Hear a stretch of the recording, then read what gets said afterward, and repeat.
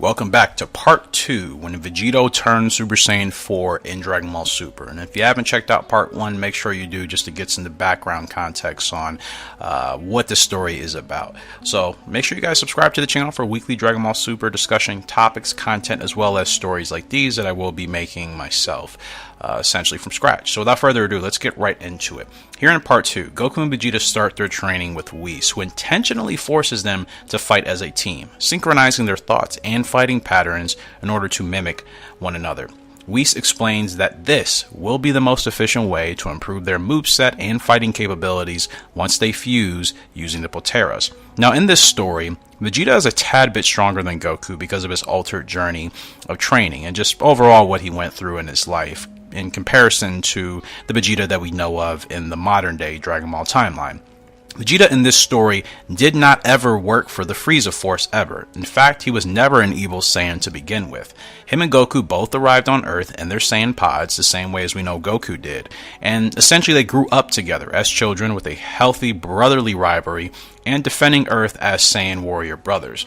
Goku was stronger through most of their childhood, but Vegeta began learning and adapting quickly to eventually surpass Goku and now be recognized as the stronger Saiyan of the two. Goku and Vegeta reminisce about their early days growing up, exchanging battle ideas and fighting moves with one another, competing to be the best while still maintaining their friendship and never losing sight of protecting their loved ones and, most importantly, Earth.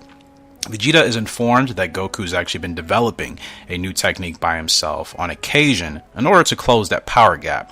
And Son Goku says, "You won't ever be able to leave me behind for too long." So Vegeta smirks and the Saiyans continue to train with Whis, who says it is time for both of them to actually fight one-on-one and see what they can ultimately learn from each other before continuing to the next phase. Now the reason why this is so important for both of these characters and fighters to do is because they need to be as synchronized as possible once they fuse. Now ultimately this becomes kind of a natural thing once you do the fusion with the Poteras, but Whis has kind of figured out for both of these Saiyans that they can actually become even stronger the more synchronized they are mentally prior to entering into that fusion.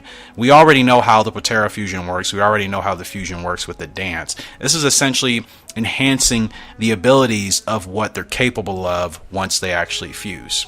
And instead of simply just fusing and then trying to build power that way, we believe, still kind of in the traditional route, that you need to be as strong as you can in your base forms. You need to understand how each other thinks exactly, how each other fights exactly. This is going to ensure that you are as deadly and as productive as possible once you do end up using those Poteras. That way there's no sense of ego, arrogance, or whatever. And we've seen that from Vegito quite a bit, obviously, during Dragon Ball Z as well as Dragon Ball Super.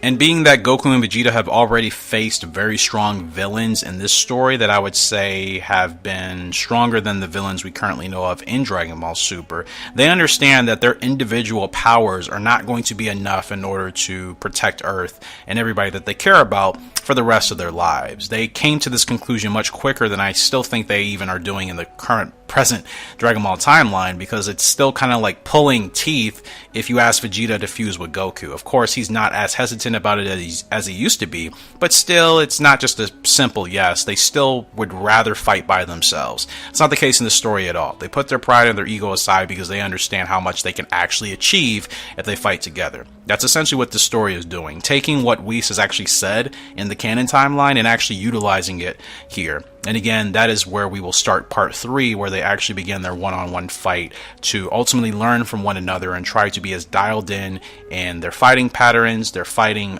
tactics, their battle tactics as much as possible. So let me know what you guys think. Appreciate your love and support on the channel. Again, remember to subscribe here for weekly Dragon Ball topics, discussions, and stories. And part 3 is going to be really exciting. We finally kick off with that one-on-one skirmish, and we have a couple more things in store for you guys later down the line. Unfortunately, that's all the time I have for you right now, but I will see you all later in part 3. Goodbye.